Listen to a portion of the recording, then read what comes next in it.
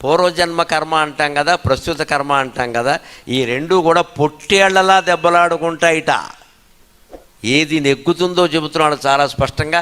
పరమ ఆత్మవిశ్వాసంతో మీరు ఇంటికి ఎడుతురు కానీ అనుమానం వెళ్ళ.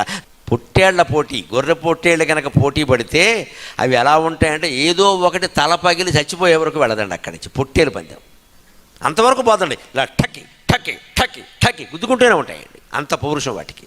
ఈ పూర్వజన్మ కర్మ ఏదో ఉంది కదా, మనం దుఃఖం అనుభవించాలండి. ఉదాహరణకి మనకి అది రాసి పెట్టుంది అనుకుందాం. పుత్ర వియోగమో, భార్యా వియోగమో, భర్తృవియోగమో, ధన వియోగమో, పేదరికమో ఏదైనా సరే అదొక కర్మ రాసి పెట్టుంది అనుకుందాం. పూర్వం ఉంది, అది వస్తుంది, తోసుకొని వస్తుంది కదా. ఎలా వస్తుంది తెలుసా? అది మన చుట్టూ తిరుగుతూ ఉంటుందండి జన్మాంతర కర్మ. మనం పరిశుభ్రమైన ఆచారాలు పాటిస్తే, మనస్సులో ఎప్పుడూ భగవన్నామస్మరణ చేస్తే అది పైనే ఉంటుందండి, కిందికి రాదండి. దయచేసి ప్రయత్నం చేయండి, దయచేసి ప్రయత్నం చేయండి.